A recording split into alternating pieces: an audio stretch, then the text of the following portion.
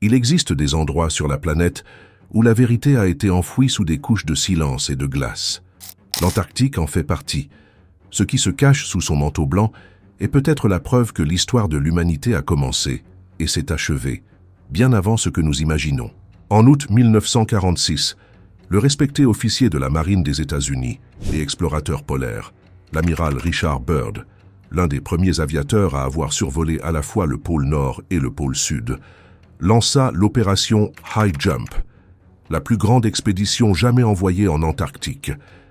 Cette mission monumentale comptait 13 navires, 23 aéronefs et plus de 4700 militaires. Peu après la fin de la Seconde Guerre mondiale, Byrd fut chargé de diriger cette flotte pendant 4 mois, entre décembre et mars, avec une liste d'objectifs militaires bien définie. Cependant, avant même la fin de février, un événement extraordinaire aurait eu lieu. L'un des buts officiels de l'opération était d'identifier des zones propices à d'éventuelles bases militaires, mais, au cours de ces explorations, l'amiral aurait été confronté à quelque chose de totalement inattendu. Des récits attribués à ses journaux personnels, révélés seulement après sa mort, décrivent une expérience stupéfiante qui ne figure pas dans le rapport public de la mission. Selon ses écrits, il croyait avoir découvert une entrée vers l'intérieur de la Terre, à travers le pôle Sud. Cette idée n'était pas nouvelle. Depuis le 19e siècle, des théoriciens et explorateurs affirmaient que la Terre pouvait être creuse, avec des portails au pôle reliant des mondes souterrains habités. La théorie de la Terre creuse, popularisée par John Cleave Sims, inspira même de véritables expéditions à la recherche de ces ouvertures, toutes officiellement infructueuses, mais jamais complètement réfutées. Pendant le vol, Byrd décrivit avoir vu une cité étincelante faite de cristal, brillant de couleurs arc-en-ciel. Son avion aurait perdu le contrôle et aurait été guidé par des objets en forme de disque qui le conduisirent jusqu'à une vaste caverne souterraine. Là, il fut accueilli par un être qu'il appelait le Maître. Cette entité exprima une profonde inquiétude quant à l'usage des armes nucléaires par l'humanité, surtout après les destructions d'Hiroshima et de Nagasaki. Fait curieux, ce même message résonne dans des dizaines de prétendus contacts extraterrestres rapportés dans les décennies suivantes, tous avertissant du danger de l'énergie nucléaire. C'est comme si différentes voix venues de lieux distincts répétaient le même avertissement ancestral. Les habitants de ce monde intérieur auraient été alarmés par la direction que prenait la civilisation humaine et espéraient que l'homme changerait sa voie avant qu'il ne soit trop tard. Les chercheurs en phénomènes aériens jugent ce récit particulièrement pertinent, car le début de l'ère moderne des soucoupes volantes coïncide avec l'après-guerre et l'ère nucléaire. Dans les coulisses de la guerre froide, des rapports secrets du Pentagone décrivaient déjà des incidents similaires. Dans certains cas, des ogives nucléaires furent mystérieusement désactivées alors qu'elles étaient en état d'alerte. S'agissait-il de coïncidences ou de messages silencieux envoyés par des veilleurs invisibles?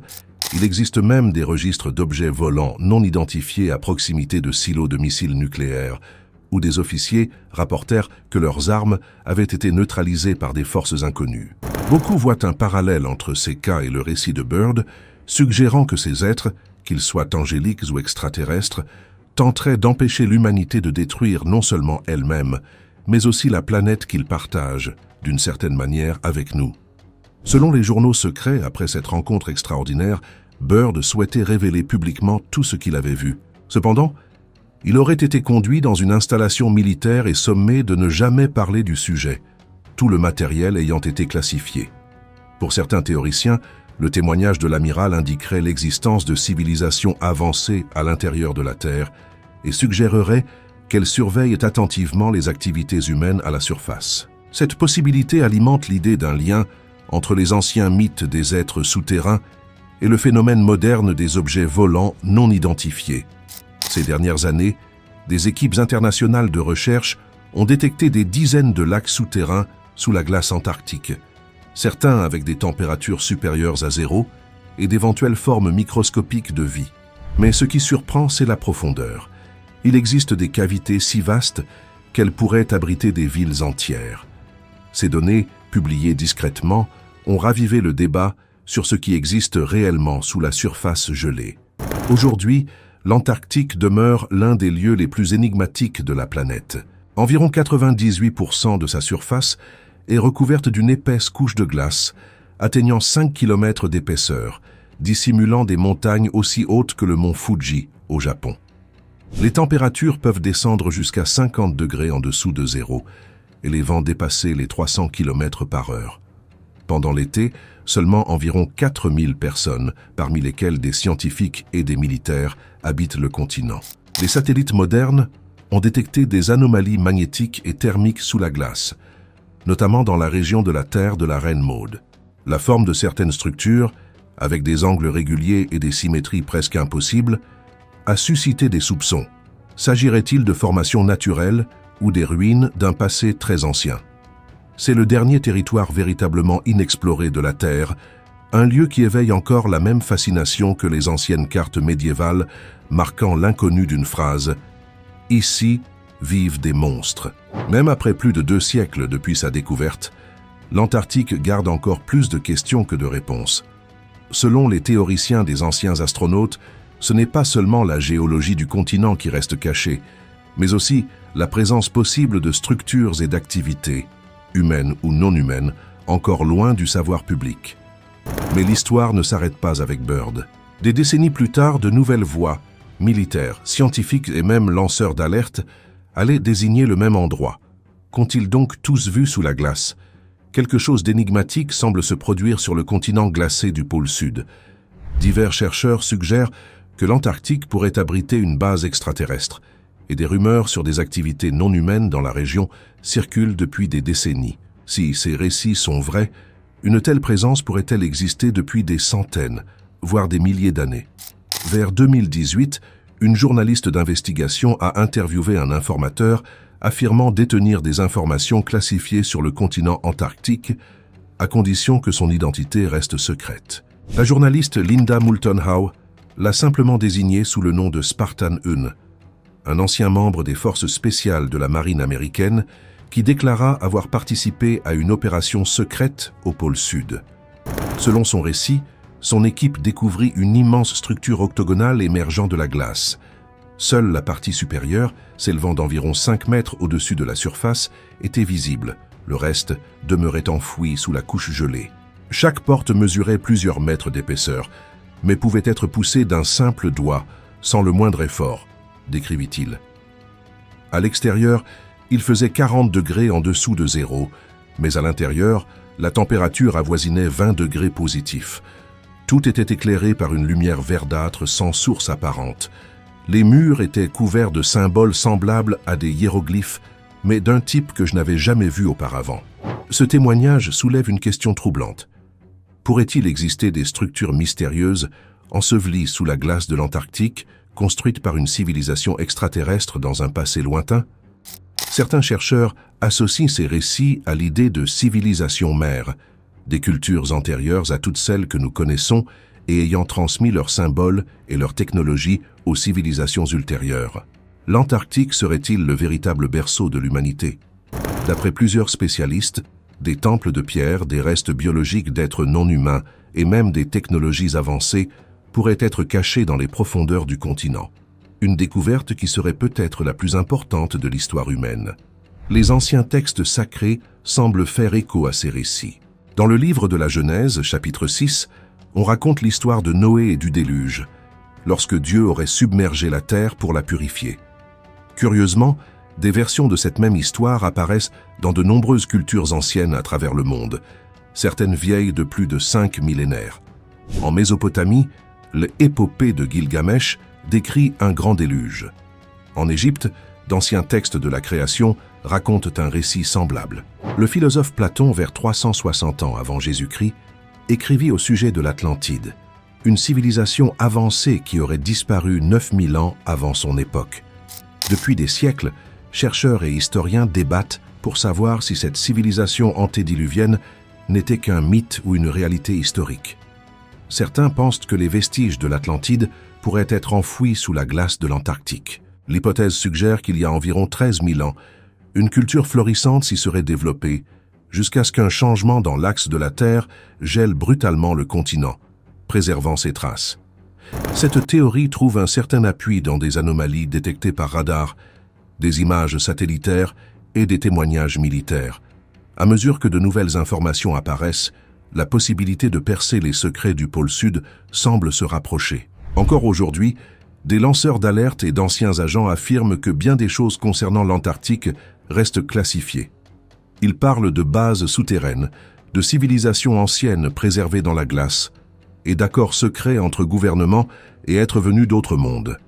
Selon eux, les autorités seraient déjà au courant de l'existence de ces structures et de la présence extraterrestre qui continuerait d'opérer sur ce continent isolé. L'Antarctique, inhabité et presque inaccessible, serait le refuge parfait pour une base extraterrestre.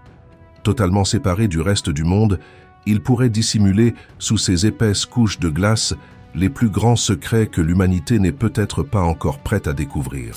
Opération High Jump, secret sous la glace.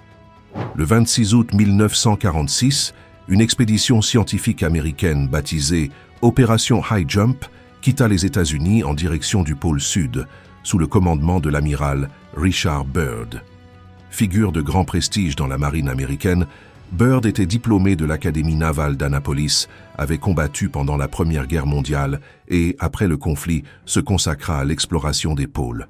En 1926, lui et le pilote Floyd Bennett devinrent les premiers hommes à survoler le pôle Nord, exploit qui leur valut la plus haute décoration militaire des États-Unis. Quelques années plus tard, en réalisant le premier vol en solitaire au-dessus du pôle Sud, Byrd entra de nouveau dans l'histoire et à seulement 41 ans, devint le plus jeune amiral de la marine américaine. 2 décennies plus tard, il dirigea la gigantesque opération High Jump, considérée comme la plus grande expédition antarctique de tous les temps. Officiellement, son objectif était scientifique et logistique, mais plusieurs récits ultérieurs suggèrent que la flotte se serait engagée dans de mystérieux affrontements, dans les eaux glacées de l'Antarctique. Certains affirment que l'expédition aurait découvert des vestiges du Troisième Reich cachés sur le continent, et peut-être même des engins d'origine extraterrestre. Des témoignages indiquent que des objets volants émergèrent de l'océan pour attaquer les forces américaines, poussant Byrd à déclarer en 1947 que les États-Unis avaient découvert un nouvel ennemi capable de voler d'un pôle à l'autre en l'espace de quelques instants. Plus de 70 ans plus tard, des images satellites révélèrent une traînée atmosphérique semblant traverser la planète entière, du pôle Nord au pôle Sud. Aucun aéronef connu n'aurait pu produire un tel phénomène. Pour qu'un tel trajet soit possible, l'objet aurait dû atteindre des vitesses 10 fois supérieures à celles des technologies humaines connues. Avec les progrès de la photographie orbitale, chacun peut aujourd'hui examiner des images détaillées de l'Antarctique. C'est ainsi qu'en 2016, des chercheurs amateurs découvrirent ce qui semblait être une entrée artificielle creusée dans une chaîne de montagnes, une ouverture parfaitement symétrique rappelant la forme d'un hangar. Peu de temps après, des coordonnées apparurent sur les réseaux sociaux, indiquant un supposé site de chute d'un objet volant non identifié sur l'île de Géorgie du Sud. Les images montrèrent des marques linéaires sur la glace, comme si un corps cylindrique avait glissé après l'impact. La ressemblance avec le mystérieux objet interstellaire Oumuamua, détecté en 2017, attira l'attention des astronomes et des théoriciens. Un astrophysicien renommé de Harvard alla jusqu'à suggérer que Oumuamua pourrait ne pas être un astéroïde, mais une sonde extraterrestre envoyée pour étudier la Terre. Pour certains, les images de l'Antarctique montrent un objet de forme similaire, qui aurait rebondi sur une montagne avant de glisser sur plusieurs milliers de mètres. Ces découvertes ravivèrent d'anciennes spéculations sur l'existence de bases souterraines extraterrestres, dissimulées sous la glace du pôle Sud. Certaines images satellites montrent des ouvertures circulaires dans les montagnes, aux contours semblables à ceux de disques volants, possibles portails menant à des installations secrètes. Parmi les sites les plus connus de la région se trouve la station McMurdo située sur la péninsule de Ross. Inaugurée en 1956, elle abrite jusqu'à 1200 personnes pendant l'été antarctique. Ces dernières années, des ingénieurs et des scientifiques y ont rapporté des phénomènes lumineux et des sons métalliques semblant provenir des profondeurs de la glace, des événements jamais expliqués officiellement.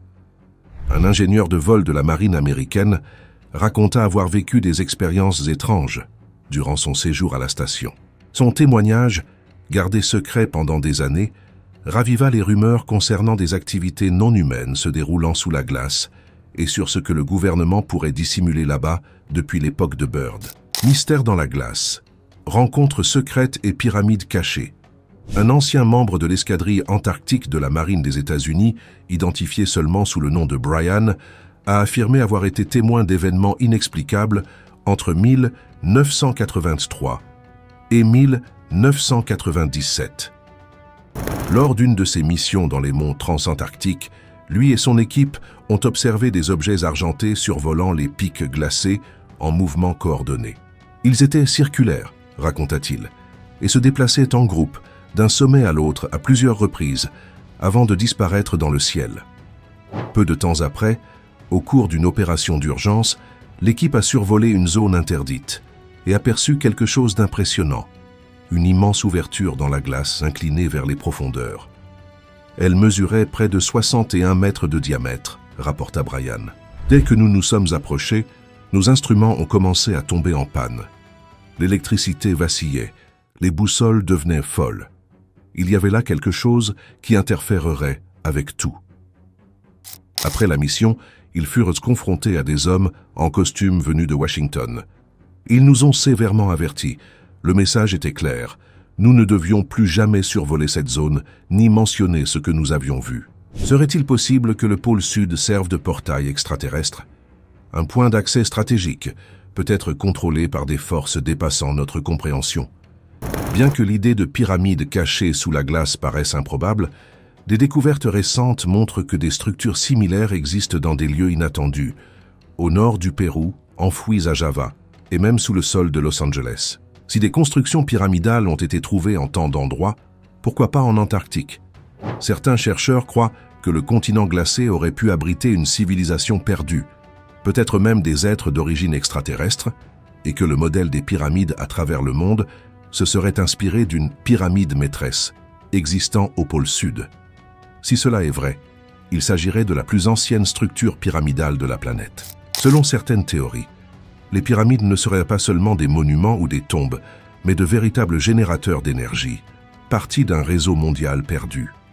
Les civilisations anciennes, ou des visiteurs venus d'autres mondes, auraient pu utiliser ce système énergétique pour naviguer et communiquer à travers la planète. Si un tel réseau a réellement existé, il est logique de supposer que l'Antarctique, au point le plus isolé de la Terre, en aurait aussi fait partie, abritant des pyramides destinées à maintenir l'équilibre énergétique global. Le chercheur Joseph White affirme avoir identifié près de la chaîne de Shackleton une structure pyramidale clairement artificielle. D'autres images satellites semblent confirmer la présence de formations similaires. Ces constructions seraient-elles la preuve de visites extraterrestres dans un passé lointain? Les théoriciens soutiennent que l'Antarctique n'a pas toujours été gelée. L'ancienne carte de Piri Reis, datant d'il y a 500 ans, représente le continent sans glace, suggérant que dans un passé lointain, l'endroit était habitable. En 2015, des scientifiques de la NASA ont annoncé quelque chose de surprenant. Malgré la fonte mondiale, l'Antarctique oriental gagnait chaque année une énorme quantité de glace, tandis que l'Ouest en perdait rapidement, libérant des masses équivalentes à des milliers de bâtiments de la taille de l'Empire State Building. Mais pourquoi la glace croît-elle d'un côté et fond-elle de l'autre? Les images montrent des calottes se désintégrant, mais seules certaines régions fondent réellement. Peut-être qu'en dessous des couches mouvantes et reformées, quelque chose d'encore plus grand est en train de se produire. Quelque chose que le monde n'est pas encore prêt à comprendre. Le mystère sous la glace, secrets anciens et liens avec l'Égypte. L'un des aspects les plus énigmatiques de l'Antarctique est le comportement imprévisible de sa glace. Divers facteurs indiquent que certaines parties du continent croissent, s'étendent au lieu de fondre. Un phénomène qui intrigue scientifiques et chercheurs alternatifs. Certains théoriciens proposent une explication surprenante. Des villes souterraines, dissimulées sous les glaciers, construites par des civilisations extraterrestres. Si ces centres étaient réactivés ou agrandis, ils pourraient générer suffisamment de chaleur pour faire fondre la glace au-dessus, créant ainsi les anomalies que nous observons aujourd'hui. Si des structures enfouies existent réellement à plusieurs kilomètres de profondeur, cela indiquerait qu'elles furent érigées avant la dernière ère glaciaire. Qu'y trouverions-nous? Les vestiges d'une civilisation perdue? Des outils anciens, des technologies oubliées, peut-être même les clés pour comprendre notre propre passé et la voie vers l'avenir de l'humanité. Mais certains affirment que le secret ne pourra pas être caché encore longtemps. Si la glace continue de se déplacer et que d'immenses ruines, pyramides et obélisques commencent à émerger, le monde sera forcé de repenser son histoire. Cela ébranlerait les fondements de nos croyances et bouleverserait tout ce que nous pensons savoir sur nos origines. La grande question demeure, qu'y a-t-il réellement sous l'Antarctique? Ce continent gelé fut-il autrefois un territoire couvert de forêts, rempli de monuments anciens et même de structures antérieures aux pyramides d'Égypte? Et si des êtres venus d'autres mondes avaient réellement habité cette région dans des temps reculés, y seraient-ils encore? Mais peut-être que les réponses ne se trouvent pas seulement sous la glace, mais gravées dans les pierres du désert. Car à des milliers de kilomètres de là, l'Égypte ancienne semble garder les mêmes souvenirs d'un monde disparu sous les eaux et renaissant dans la mémoire des dieux. Edfou, Égypte, écho d'un passé céleste. En Égypte, sur les rives du Nil, se dresse le temple d'Edfou, un écho lointain d'un passé céleste. Daté d'environ 230 ans avant Jésus-Christ, c'est l'un des temples les mieux préservés du monde antique. Ses murs et ses colonnes sont couverts des célèbres textes d'Edfou, des inscriptions qui décrivent rien de moins que la création même du monde. Ces gravures racontent comment de puissants dieux descendirent du ciel et fondèrent un lieu sacré appelé l'île de Luf, le premier territoire à émerger des eaux primordiales.